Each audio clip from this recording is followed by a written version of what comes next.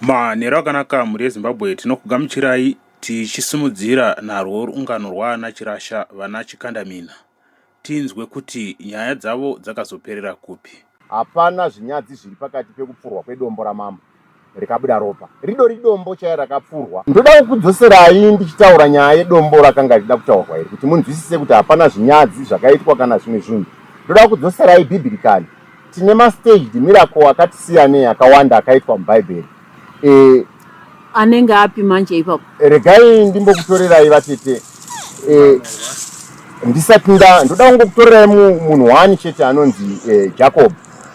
Paakatiza asati atiza pana baba vake pamukoma wake, chokutanga utsotsi hwaakaita hwokutanga ndohwokuchinja nyama yembudzi. Bambo vakatarisira nyama yemhuka, asi wakachinja nyama yembudzi, nyama ikabikwa nyama yembudzana, vakapa baba vakadya vakaguta vakatofara chaizvo kuti nyama inonaka. Vakatomukomborera. Ipapo akazora makushe ehwai akatiza nyaya yakunetsa nemukoma wake. Aenda kwasekuru vake kwaRabhani kuyakuyaku vanoverenga bhaibheri vachirinzwisisa. Aenda kwasekuru vake kwaRabhani. Imwe stage miracle yaakaita ikoko ashanda. Jacob uya unotora futi ostage miracle akatora mashizha ane mavara. Kwako akanda panonwa mvura paya panonwa hwai nemombe mvura paya padzainwa paya. Saka dzaitora nhodzera. Kungoda ungoedza kutsanangura stage miracle yakaitwa nana Chikandamina pamasvingo agovere. Ndipeka stage miracle yacho noti madzokera kubhaibheri kaindaenda tarisa zvebwe.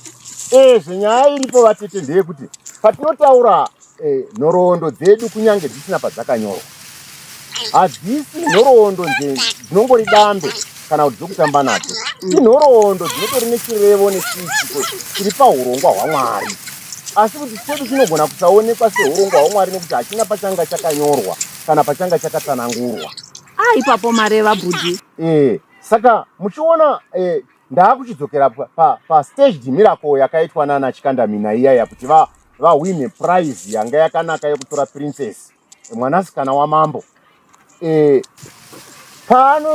Pavakagadzira miseve yavo iyayi, ndambotaura kuti pamuseve wavo uya panga paine umwe wanga une rushanga wanga rwakapakirwa ropa rehwai. Saka ropa rehwai riya ndataura kuti rinogona kugara for 72 hours richingori fresh, risina kuti vanoziva vakadzidza vaya scientifically munogona kuzondipupurirawo kana kundikona. Asi vaisa miseve yavo yavagadzira miseve yavo mishanu. Ndoda kuti munzwe panodetepuwa zvidawo zviya kuti munzwe zvinonangana papi nezvandiri kutaura. Pavanondokanda vanhu vakagadzika mambo pakakwirira kuti vaone zviri kuitwa, ruware rwuri apa.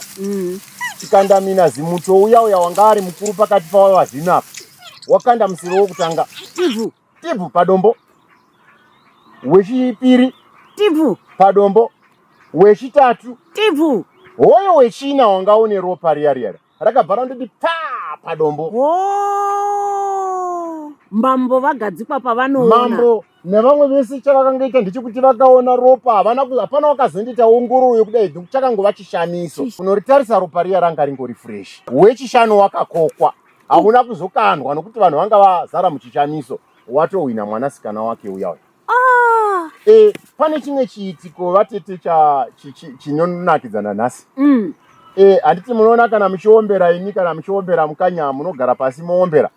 Ava havaomberwi muno munhu wakagara pasi. Ndava. Unenge asiri Chikandamina. Wakatora mwana wamambo kauya. Mwana wamambo unongotenda akamira. Varandava. Waingoti nanhasi apa havaomberwa wakagara pasi. Makazviwanepiko dai bhudhi? Kana muchida kunzwa zvandinotaura izvi, regai ndikupei nzvimbo dzina vairangara nhasi. Munofana kuenda kuvairangara nhasi imimi vairangara chaichai muvabvunze zvandiri kutaura izvi. Hamuwani muirangara unoomberwa akagarwa, avanongoomberwa vakamira. Ukaona muirangara unogarwa pasi kudai so haasi muirangara iye, endai kwamutoko kuna Chitondoko. Ndokwakaenda umwe anonzi Chitondoko. Endai kumasvingoko kunova ndokwazimuto kwacho kwavakapiwa nzvimbo yavo yamambo Govere. Iye zimuto aita zvaakaita izvi. Endai mundovabvunza, endai muna Nemavuzhe. Varimo vese vanhu vandakupai ava. Muone kuti pane muirangara unoomberwa vandikone madzimai avo ese anotoombera anotenda akamira pakati pechivanze. Hazviyere, hazvitonyadzisi kwavari. Nekuti akanga ari mwana wamambo. Mwana wamambo. Princess ava vakwasha vaivongova vavhimi ava saka vaita varanda. Pane dzimwe dzimba idzi tichiita wanano dzese idzi, dzimwe dzinomboitwa chamuhande chakadicha. Ava wanano yavo vana Chikandamina yakaitwa pajekerere, pakazara vanhu pamutambo iwoyo, panga pachiitwa pamutambo uyu. Ndokubva vachiitwa handover mudzimai wavo. Vaitwa handover mudzimai wavo, panochitanga kubvunzwa kuti vana ava saka ndivanani, vanonzi vanani. Ndopa vanonzi ava ndivana Chirasha, vana Chikandamina. Ndiyo vana Zimuto. Ndokutobva ipapo vakutonzi wamambo. Asi kana topedzisa tobva tati mukwasha wamambo. Izvi pane rungano rwacho apa vatete. Ndadzidza nhasi. Saka mukavatora mhuri nhasi nanhasi uno kusvika nhasi uno, vanongori vavhimi, nokuti vakagara kubvira kumadzitateguru avo, nhoroondo yavo yava yekuvhima. Nazvino kusvika nhasi vana Chikandamina vavhimi. Ndiyo elevation yamanga muchitaura kuti pane chiitiko chakaitika, vakachizonogarepi vapuwa mukadzi iyeye princess wavo. Vatete, mhuri yeZimbabwe, mhuri yavarume ava vapuwa nzvimbo yavo, vapuwa mukadzi. Ndio mamuri kuti maZimuto nhasi kumasvingo. Vakapuwa nzvimbo inonzi Zimuto. Saka mukati memaZimuto imomo ndo dunhu ravo ravainaro hombe muno munyika ratinoziva, rinozikamwa nenyika yose.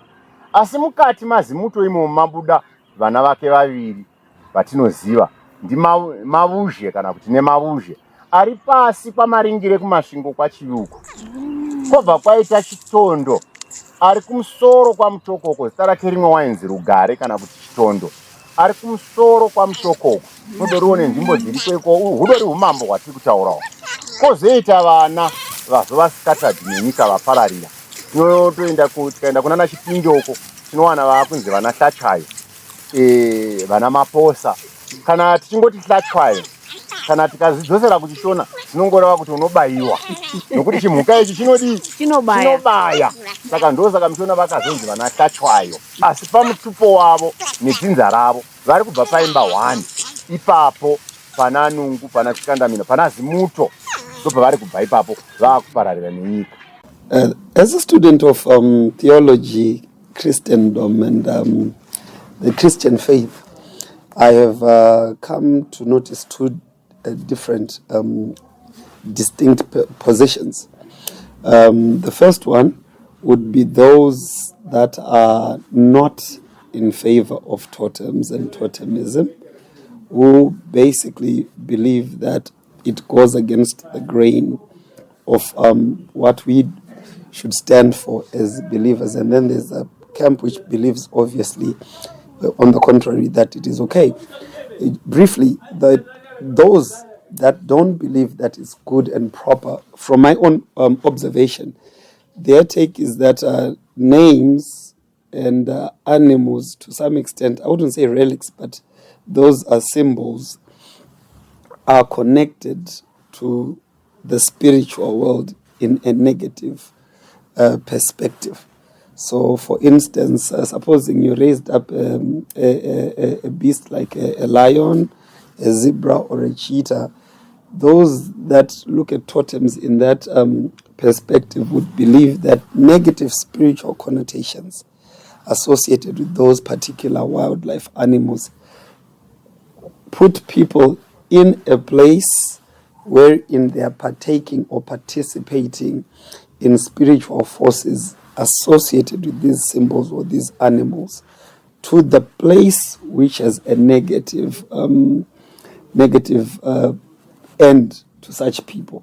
Let's assume the zebra is associated with immorality, all right, in that sector. So they believe that munanonzi didn't move or whoever. Every time we call out that name, we are invoking spirits of immorality regarding this person, regardless of whether their genealogy, and then obviously what came to be associated with that animal. So that kind of grouping believes that that animal and the connection to a family is not something common. It's something very spiritual and not to be aligned. The other side obviously believes that these animals and these names are to some extent what maybe Western world would call coat of arms, or things that they associate, or things that they probably affiliate with the family from a positive perspective, which has no spiritual bearing on a person's destiny as long as it is not used to invoke spirits, if I can use that term. So these people believe that in particular, that maybe for us as a family, we like the symbol of a, well, it's not so much that they choose, because these things have been passed down the lines over the years, right? So there's that, they would say, well, in our family, this is what was passed down. We relate with it. We do not consider it evil or bad. So those are the two distinct, as far as I'm concerned, varying perspective. If you go back into history, Pachinyakare Chedu, and into years or centuries past, there was a lot of incantations and so forth that was negatively spiritual. So in today's terms, if you're in Christ, leave this alone totally and completely. Like I said, the other side just believes, hey, this is our clan name, this is our coat of arms, if I can use Chirungu Ichocho, and this is something that we are perfectly okay with. Where do I stand? Well, I stand to some extent in a middle place. I don't think that having a clan name and a totem, so long as it is not spiritually bad, is a terrible thing. So for instance, imimura anachikandamina ananungu vatiri kutaura nezvavo nhasi, as long as that is not being aligned to making incantations of a spiritual nature, in my opinion, there's nothing totally bad about that. However, if these names or if these animals and symbols are then being used to call upon a person or to invoke spirits, whether of the dead or so forth, where I stand, then I would also be a little bit cautious based on my Christianity. So as long as the symbol or the animal has got nothing to do with invoking spirits, I believe that totems become something to be embraced. Zvino kana tichitarisa imba yana Chikandamina, imba yana Nungwi, vanhu vaya vari traceable zvakanyanya, nokuti kana tikavatarisa pese pavakagara havana kuzochinja kunokuwanza zvidau zvakaita dzimwe dzimba idzi. Vanongova nemutupo wavo mumwe chete, nechidau chavo chimwe chete. Vanongori vana Chikandamina, vana Zimuto. Chakazongowedzera kwavari mazita, sokuti akuwana kuti kune munhu anonzi Nemavuzhou, rangova zita reumambo iri, asi chidau chake chinongori chimwe chete, Chikandamina.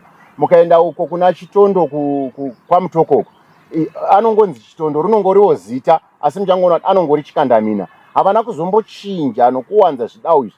Asi mukatarisavo nzvimbo yavo yavapuwa, nzvimbo dzavo dzavapuwa dzavageredzi, havana kungozodzigara voga nevana vavo.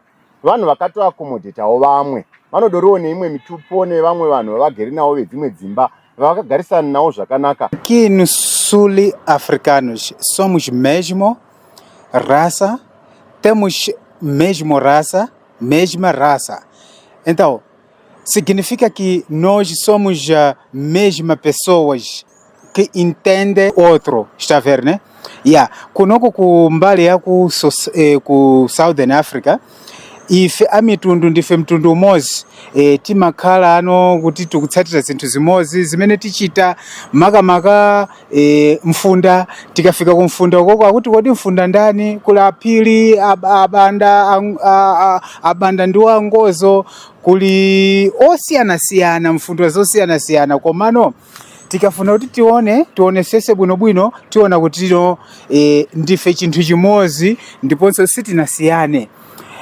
Kuno ku Southern Africa tinoona kuti tsika dzedu nemitupo tinoona kuti toshandisa mitupo yakafanana, vamwe ndana Shumba, vana Ngara, vana Nani. Asi kana takuzoenda kuEast Africa ndokwanoshandisa zvemarudzi, matribes, kunzi rudzi nderwakati, uru rudzi nderwakati. Asi isusu tinenge tichishandisa mitupo. Pamitupo yedu isusu seku-Southern Africa tinozongosiyaniswa chete pamitauro, kuti mumwe anotaura Chewa, Nyanja, Ngoni, Nyungwe, Sena, Portuguese, zichingodaro. Ndiponso Mfunda ndi Mozi, koma chimangodzasiyana chabe ndi chilankhulidwe chakuti uyu akulankhula chilankhulidwe chiti, uyoyo chilankhulidwe chiti, koma ndife chinthu chimozi, ndife mtundu umozi. Monga kubwera kumene tachita kudzakhala m'mayinja amene anasidwa ndi amene anasidwa ndi makolo athu. Lazo inyamazana esithola khona izibongo zonalezi zitholakala futhi lapha eAfrica. So inyamazana zonalezi singakhangelisisa ziyabe zitholakala futhi lapha eSouthern Africa. Yiko ke sesisebenzisa ke inyamazana, izibongo zenyamazana esilazo lapha thina eSouthern Africa. Tikatarisa vana chikandamina munyika munomu ndorumwe rudzi kana kuti ndeyemwe imba yatingati ine runyararo, yatisingazombonzi kuti vakazondorwisana navava, vakazonoitawo kukonana nedzimwe dzimba idzi, vachindo vanhu vaya vane runyararo vakangogarisana zvakanaka, vanogara navamwe murudo. Nerumwe rutivi ndiri kungoedza kutaura kuti lineage yavanhu ava iri very traceable. Zvakare ndikati rikaendera meinguvapembedza pakuti vanhu vakavimbika, vanoremekedza tsika dzavo namagariro avo, vanozviyeresa nokuzvikoshesa, nokuti hamuna nhoroondo dzamakunakuna, hamuna nhoroondo dzokurwisana nedzimwe dzimba. Munongovawo nenhoroondo idzodzo dzatinongoziva dzemasaramusa ava vakaita kuti vahwine mwoyo wamambo, vawane pokugara. Kusvikana nhasi vachibva muna mambo munhu Mutapa, vane umambo hwavo nokugarawo kwavo nedzimba dzavo dzakanaka. Ndingati ndo zvatinazvo mumhuri. Sokutaura kwandaita mhuri yeZimbabwe, vana chikandamina havasi vanhu vaya vari violent, vatingati vanhu vanorwisana namamwe marudzi. Asi kana mukatarisavo nokugara kwavo kwakanaka, tikaronda nhoroondo yavo, hamuna pamuchazombowanazve pachirondedzerwa kurwiswa kwavo mumatunhu avo ese avagere. Hapana mumwe wakazombovapindira achivarwisa. Kana dziya hondo dzimwe dzatinotaura kuti havazorwisana ningi, mukatarisa maboundaries avo, maboundaries ekuti hatina patakambonzwa kuti vari kurwisanawo navamwe vari kupindira mumaboundary avo, kana kuti ivo vari kupindawo mumaboundary avamwe. Mukavatarisa kuno munzvimbo yavo yaZimuto, kumusoro uku vanoganhurana naSerima uku muchaona kuti kuzasi uku kune rumwe rutivi vanoganhurana naChirumanzu. Takutonopinda kuGreat Zimbabwe uko vanoganhurana naCharumbira, muchandoona kuti uko kumasvingo uko vanoganhurana naBere, ndiye wakunovapinda muna Chivi. Vakangogara murunyararo. Ndingati ndo rudzi rwatingatarisa kuti kana tichasa mamwe marudzi nedzimwe dzimba hatiwaniwo vaine bongozozo kana hondo namamwe marudzi. Vanhu vakangogarisana navamwe murunyararo zvakanaka kubva gore ravapuhwa mudzimai wavo nedunhu ravo ravagere namambo munhu Mutapa, mambo Gorera. Saka muri kuti izvo vana vavo vakazozvarawo vakutonogarawo mune mamwe matunhu, zvisisisina kuti vakungogara maZimuto imomo, vakutongoendawo kune humwe ushe vachinogarawo under their chieftainship. Ichokwadi vatete, tikavatarisa vana Zimuto muno hatina imwe nzvimbo kana rimwe dunhu ratiri kunzwa ravakazogadzira zveushe kunze kwenzvimbo yaenda vana vake vaviri, iye nemavuzhe Machivi umo naChitondo paMutokoko. Vamwe vese ava kungotiwo wakura wabereka ari kungotambirwawo, vanongotambirwawo zvakanaka mumatunhu avamwe. Tiri kungoona vachigarawo mumatunhu avamwe zvakanaka murunyararo. Tambokutaurirai paya kuti tava nevari kunzi vana Kachwayoko, tava nevari kunzi vana Maposa uko, vanhu vakangogara mumatunhu avamwe. Na vumwe vushe hwavo vairangara hwatakazonzwazve kunze kwaihwohwo. Indabvumirana nemi apa because vari traceable vanhu vacho, kwavakangopuwa ushe hwavo ihwohwo, hakuna kuzonyuka humwe hwokuti uko kungomera kudai zvinoita dzimwe dzimba zvokuti ini parunyararo futi apa kunzwa kuti vazorwisanawo nevamwe mandifadza ipapo. Shuwa ndeve royalty and loyalty. Hai, chokwadi vatete, kugara kwese kwataita nevairangara, kana tikabvunzawo vakavakidzana navo muchaona kuti vanotovapupurirawo. Kana vana vavo vanotongotambirwa vachigara mumatunhu, mukapinda munana Chirumanzu, munana Buyera umo, munana Serima umo, muchaona kuti vana vavo varimo imomo vakangogara. Munana Masvingo, munana Mapanzure umo, munana Charumbira, vana vavo vakangogarawo rumwe imomo, vakatotambirwa vakagara zvakanaka chaizvo, nokuti naivowo kwavanobva havana pavanenge vane chipomerwa chokunzi vane bongozozo navamwe, havana chavanotyirwa kuti vanozotitorera matunhu edu kana kuti vanozoita hondo nesu, saka vari kungotambirwa zvakanaka mumatunhu avanhu. Napapfupi mhuri yeZimbabwe ndo zvandanga ndiinazvo kuimba yavairangara, vana Chikandamina, vana Zimuto, vakwasha vamambo Govere mumasvingo. Manje vatete, evo nemi mhuri yeZimbabwe, pane segment inosiitwa nasekuru Chauruka panapa. Hameno zvino ini ndichaigona here vatete? Vanosimboti vakatidi vanotipa uyu ndiye wakazoti, ini ndichazvigona here vatete? motongozviita bhudhi, because mukasaita izvozvo munotikanganisira kapo. Motongotipa bhudhi, tipei macelebrity anoselebratewa muno evairangara, vana Chikandamina, toda kutovanzwa, nekuti mukasadaro munodzimisa TV. Mhuri yeZimbabwe, pandiomera apa kuti nditirese mumwe nomumwe ane mukurumbira kuvairangara.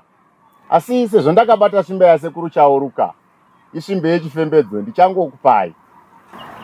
Mhuri yeZimbabwe, matindikupei macelebrity ana Chikandamina sezvinosiitwa nasekuru Chauruka, nokuti ndakabata tsvimbo yasekuru Chauruka, ndichangoita sokuita kwavo. Zvandambokutaurirai kuti ava vakwasha vamambo, imhuri yamambo zvakare. Vanhu vaya vakatsiga zvokuti havango paparike pose pose, havawanikwe pose pose, asi variko zvavo. Zvandambokuudzai kuti vanhu ava vakaemburesa mambo nokubikira mambo nyama inonaka kwazvo.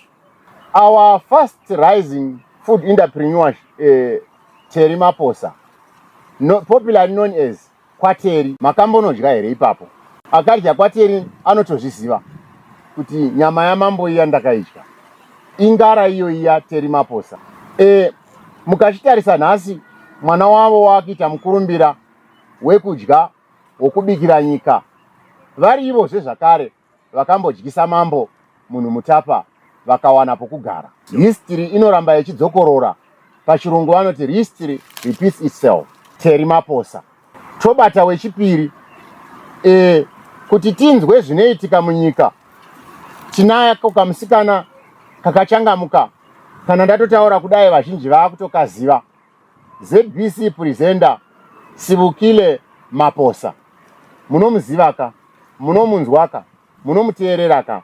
Ingara iyoyo ndiva Maposa ava ndiri kungoteedza matsimba asekuru Chauruka. Tobata wechitatu, vanofarira vaimbi from overseas, kunze kwenyika uko, vari vaMaposa ava. Vimbai Zimuto, ndiva Maposa vanovaziva, vanoteerera, vanofarira mumhanzi, munogara muchivanzwa. Vimbai Zimuto, ingara iyoyi. Regai ndibatezve wechina, ndirimo mukati memusic imomo, Wits Katogo, Hard Nut, bhaudhi risingasununguki. Mwana uyu has been fast rising, kana tichitaura nomutauro wechirungu, Wits Katogo.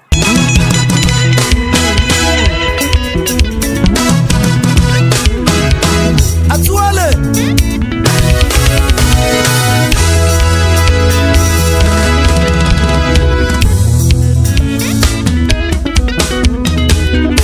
Wits Katogo, Hard Night, Bound, Risinga Sununguke, Wakwa Mutoko kwa Kasande, Fama nayo mfanangu.